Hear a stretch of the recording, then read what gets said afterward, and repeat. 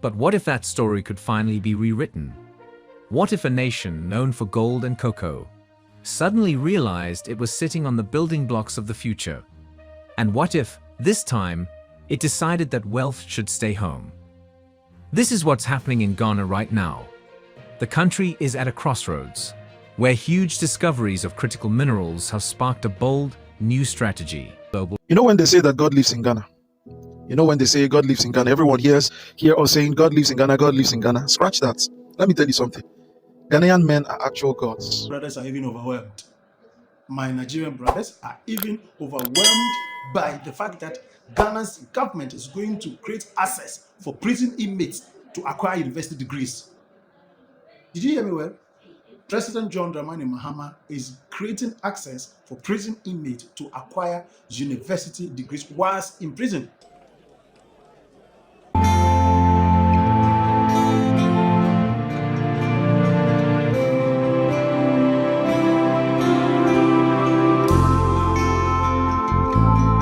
Wow, wow, wow. Congratulations to the motherland Ghana. Guys, you might begin to wonder why this excitement. Guys, I know it's not new to most Ghanaians, but for me, I'm really excited to find out that there are new current, discovery of great mineral resources that's definitely going to change the motherland Ghana. And Ghanaians are taking these mineral resources in discovery to the next level. In this video, we're going to find out the kind of minerals, like about 2 solid minerals in addition to the one that we have already going on there. Oh my God.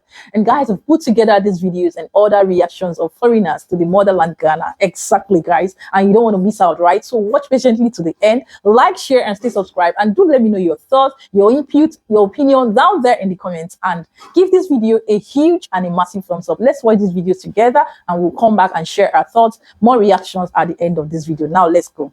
You're holding a smartphone right now. Maybe you've got an electric car in the garage. These are the tools of our modern world. But what powers them, what makes them possible, is a cocktail of rare metals pulled from the earth. For generations, the story of these minerals has been the same. Immense wealth flowing out of Africa, the global south, and into the economic engines of the north and east. Resource-rich nations stayed poor, their lands scarred by digging, while the prophets built cities thousands of miles away. But what if that story could finally be rewritten? What if a nation known for gold and cocoa suddenly realized it was sitting on the building blocks of the future? And what if, this time, it decided that wealth should stay home? This is what's happening in Ghana right now. The country is at a crossroads, where huge discoveries of critical minerals have sparked a bold, new strategy. This isn't just about finding treasure. It's about flipping the entire game on its head. It's a high-stakes bet to reclaim economic control, one that could shake up global supply chains, challenge superpowers, and forge a new path for an entire continent. The world is about to see what happens when a nation decides to keep its trillions for itself. For most of its history, Ghana's mineral wealth meant one thing: gold. As Africa's biggest gold producer, the country's economy has always danced to the tune of its fluctuating price. But just beneath the surface, a completely new story was waiting to be told. In late 2024, a team of Ghanaian researchers from the University of Mines and Technology, UMAT, and the University of Johannesburg announced something that sent a jolt through the global minerals industry. While doing surveys in southern Ghana's Kibi-Winneba belt, they found something incredible.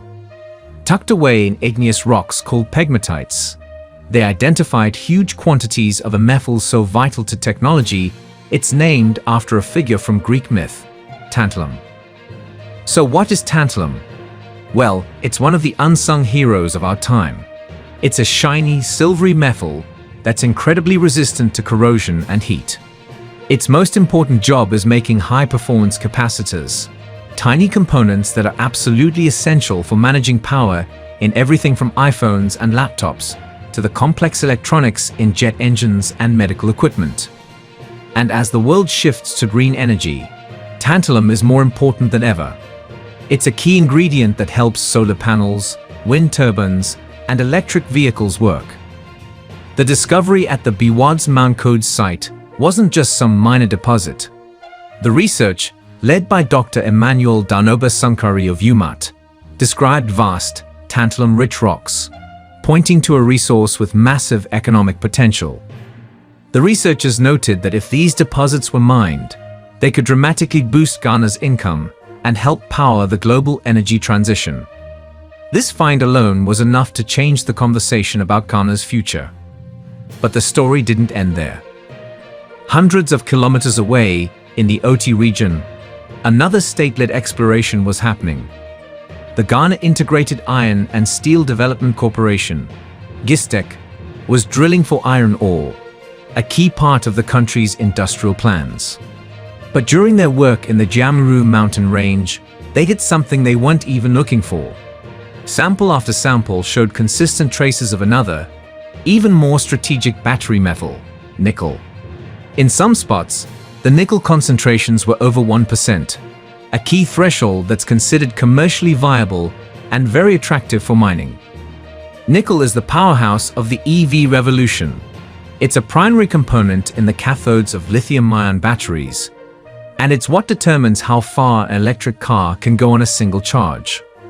With the world scrambling to lock down battery metals, demand for high-grade nickel has gone through the roof.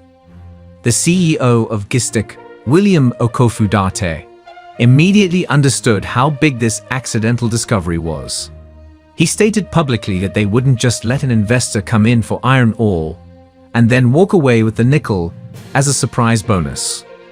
The new plan is to do a full analysis to understand exactly what they have, the grade, the volume, and the quality of all the minerals, before any deals are made. This careful, strategic thinking shows a huge shift. This isn't a chaotic resource rush, it's a calculated chess move. Together, these discoveries of tantalum and nickel mark a new era for Ghana. The nation is no longer just a gold producer. It's now a potential powerhouse of the very minerals that will build our green and digital world. The total value could be staggering, with some dreaming of $1 trillion mineral base that could reshape the nation's destiny. But this discovery is also a test, because in Africa, finding incredible wealth has too often been a blessing for the world, but a curse for the nation itself. To get why Ghana is making such bold moves now, you have to look at the painful history it has with its own resources. For centuries, the story of African minerals has been about one thing: extraction, not development. It's a story that starts in an African mine, but ends in a European factory or an Asian tech company, with almost none of the final profit returning to where it all began. Ghana, despite being a stable democracy and a top gold producer, has lived this story. For decades, foreign companies ran the large-scale mines, while the small-scale sector, known as galamsey, was a chaotic free-for-all. While this galamsey mining provides a living for many, it also opened the door for massive revenue losses and environmental ruin. The model was simple, and for foreign interests, it worked perfectly. Traders would go into local markets, buy gold directly from small-scale miners, often below market price, and export it with very little oversight. Billions of dollars in gold just vanished from the country, legally and illegally, making the currency unstable and robbing the government of desperately needed tax money. The environmental damage has been a nightmare. Unregulated mining has destroyed forests and poisoned over 60% of Ghana's water bodies with mercury and other toxins. This system created a strange paradox. Ghana was the #1 gold producer in Africa, yet it faced the same economic problems as its neighbors with far fewer resources: high inflation, joblessness, and a currency on a roller coaster. A 2019 study, for example, highlighted a staggering disparity, suggesting that of the $5.2 billion in gold produced between 1990 and 2002, the government received only $87.3 million, or about 1.7%. While more recent analyses suggest the government's take is now much higher, the historical pattern has left a deep scar. This is the old playbook, written during colonial times and perfected for a globalized world. It's a playbook that treats African nations like giant quarries, sources of raw stuff, not centers of industry. Raw bauxite gets dug up and shipped out to be turned into valuable aluminum somewhere else. Raw manganese is exported, only to be processed into high-grade steel alloys in another country. The real value is added thousands of miles away, and so are the jobs, the technology, and the wealth. This long, frustrating history of watching its wealth walk out the door is exactly why things are changing. The discoveries of tantalum and nickel aren't just a new business opportunity. They're a chance to finally break the cycle. The Ghanaian government, with the backing of a population hungry for economic justice, has looked at this painful past and decided, never again. They are done being just the first and least profitable step in the supply chain. The new strategy isn't just about managing new minerals. It's about taking back control over all of them. With this historic opportunity in front of them, Ghana is writing a new national playbook, and it's built on a principle called resource nationalism. This isn't about closing the country off. It's about completely changing the terms of the deal with the rest of the world. The main idea is simple. The days of exporting raw materials just so foreign companies can get rich are over. The future is about adding value at home, keeping control, and making sure the wealth from Ghanaian soil builds Ghana's future. The first, and most dramatic, move came in early 2025, and it hit the very heart of the old system, the gold market. The government passed a powerful new law, the Ghana Gold Board Act. This law created a new state-run agency called the Ghana Gold Board, or Gold Board for short, and its mission. It was a complete game-changer. Effective May 1, 2025, all foreigners were banned from the domestic gold trading market. All old licenses for trading gold locally were instantly void. Just like that, the old model was torn down. Under this new system, Goldbod became the one and only legal buyer of gold from the country's massive small-scale mining sector. Foreign buyers who used to go straight to the mining towns now have to buy their gold from Goldbod at a price set by the state based on global. You know when they say that God lives in Ghana? You know when they say God lives in Ghana, everyone here or saying God lives in Ghana, God lives in Ghana. Scratch that. Let me tell you something. Ghanaian men are actual gods. Did that shock you? I'm going to prove it. But let me say this again. Ghana men are gods. Nigerian men are more of demons. Let's prove it. Now, do you know that the wealth of a woman in Nigeria is her beauty? Let me repeat this. Do you know that the wealth of a woman in Nigeria is her beauty? And this is the impression that Nigerian men will give to you. You are beautiful, therefore you're successful, you're wealthy, you don't need to work hard. But do you know what the wealth of a woman is in Ghana? Her brain, the oil in her head, her mental resources. That is the wealth of a woman in Ghana. Now, why would I say that Ghana men are gods? Let's look at it. Matthew chapter 25 from verse 1 to 13, right? Good. It talks about the parable of the 10 virgins. Let me break your bubbles. Let me shock you people with something you don't know. In that Bible passage, it simply says, "And the kingdom of heaven are likened to 10 virgins. 10 virgins or 10 bridegrooms that were waiting for a groom. 5 were foolish and 5 were wise." Right? So 5 were foolish and 5 were wise, right? Now let us x-ray the characteristics of the foolish ones and the characteristics of the 5 wise ones, right? Now, what made those 5 virgins foolish? While they came with lights, they didn't have extra oil, which means they didn't have oil. They just had light, but no oil. The wise ones had light and oil, right? Good. Let's look at it. What is light in a candle? Light in a candle represents beauty. Oil represents what? Mental resources, brain. Oil represents mental resources. But when the groom came, he only took in those with mental resources. But if he was a Nigerian man, you see those ones that are foolish virgins, those are the ones he would go in with. Those are the ones on a serious note. And now you know that the groom there signifies God. The groom there signifies God. God makes do with people that have mental resources and not beauty. That is why Ghanaian men are gods. Simple. I want to go to prison. Ghanaians, tell me the quickest thing that I will do now to go to prison. It be like saying now Ghana prison is a home. Now it better pass our normal life. Because when you are in prison now, you don't need to stress. You can learn work. You can go to university for inside prison. For Ghana, I beg, watch this. My Nigerian brothers are even overwhelmed. My Nigerian brothers are even overwhelmed by the fact that Ghana's government is going to create access for prison inmates to acquire university degrees. Did you hear me well? President Johndramanimahama is creating access for prison inmates to acquire university degrees whilst in prison. We will improve the opportunity for prisoners to improve themselves with regards to skills training and with regards to education. I've heard of the very good work that many of you have done in the BEC and the SSC, but you don't have any opportunity to continue. And so we're going to get one of the tertiary institutions to start a distant learning program in prison so that those who pass SSC can continue and get a university degree. Just like it is done in the Western world. You go to the Americas, the Europe, and everywhere. You see that? Yes, it is there. So somebody goes to prison and he comes out with, certificates. But here in our part of the world, no. Johndramanimahama, His Excellency, is now creating that access. That why not? We can also do it.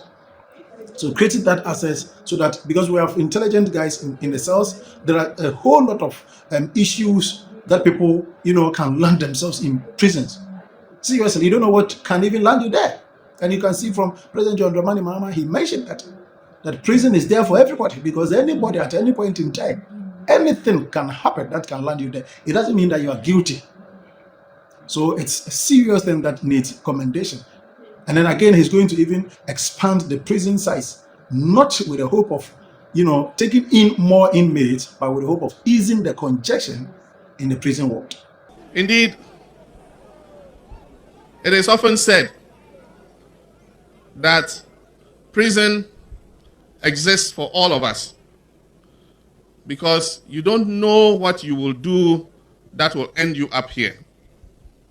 Indeed, I can say unequivocally that there might be people here who indeed are innocent but have found themselves here. And so in Tree, when they say, if you ask what home it means anybody can end up in this place.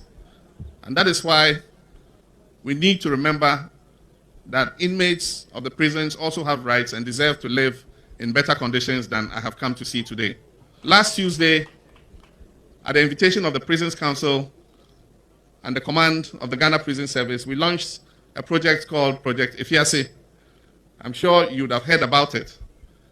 It is a project that is meant to raise funds both from government sources and from the private sector to improve the conditions of our prisons. I want, as president and as leader of government, to speak on behalf of government and say that with what I've seen, we have an absolute commitment to contribute towards Project Ifiase to improve the conditions of inmates of our prisons. There are many aspects to this. The first one will be to increase the space for accommodation in this prison. And so in that regard, we're thinking, and we're going to allocate the money to build 2 new blocks in Nsawam prison so that we can move more of the inmates out of the current congestion that you suffer. If you have ever been to prison, you will understand it better, because the current minimum security prison in Nsawam, with a capacity of 800 persons, now is taking over 3,000 persons. So you can imagine the congestion, the heat that is going to happen in there. The heat, the smell, it's not something that can be discussed here. Seriously. So it is a good thing that really needs commendation and which must be emulated across the African continent. We need to expand because, because anybody can find himself or herself in a prison, we should also make it a better place so that when you go there, you will not feel like you are in hell. After all, even though a certain part of human rights has been taken, it doesn't mean the end of life. And so the rest of your rights must still be at play. Yes, you must still enjoy the other right. You are just confined, and that is the only right that has been curtailed. But you still have a life to live. And for that matter, you should be free. You should be free to think. You should be free to learn. You should be free to study and acquire certificates. Yes. And that is the avenue being created by His Excellency Johndramanimahama. And you can see how my Nigerian friend is happy about this and doing his own comparison. I beg, I want to go to prison. Ghanaians, tell me the quickest thing that I will do now to go to prison. It be like say now Ghana prison is a home. Now it better pass our normal life. Because when you are in prison now, you don't need to stress. You can learn work. You can go to university for inside prison. For Ghana, I beg, watch this video. Citizens, and I'm their president. And that's why it's in order that I came to visit you today. Prisoners. This is the first time I really have come into the prison to see the conditions that exist here. Houses will say today it is Gafili Gadochi Gawuka Ganama.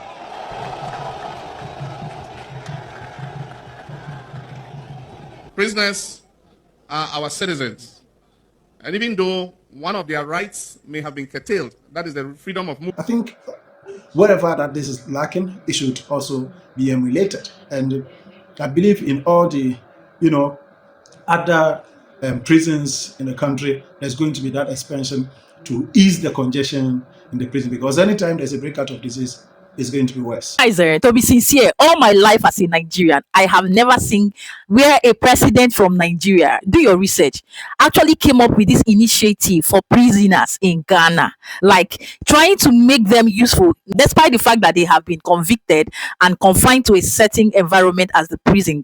Like you heard, this is more of what happens in the Western European, particularly British countries, not African countries. And if there are in Africa, maybe just few countries. But seeing the president, His Excellency Johndramanimahama, doing this, oh my God, left me speechless, like dumbfounded. I'm like, really? See how he's relating with, oh my God, the citizens, guys. In fact, I don't know what to say. I'm speechless. And as well, indeed, Ghanaian men are God, like Chimdi said. Guys, all this video put together, they are busting my brains, particularly the mineral resources. Amazing, beautiful, and you know what, impressive. Guys, I was like, really, see, when this school's collaboration came out to discover this mineral, I'm like, what could be going on in the minds and in the mouth of Ghanaians? Nothing but premium joy and excitement, guys, and knowing fully well that they've taken advantage of it, and currently as we speak, they are exploring on it.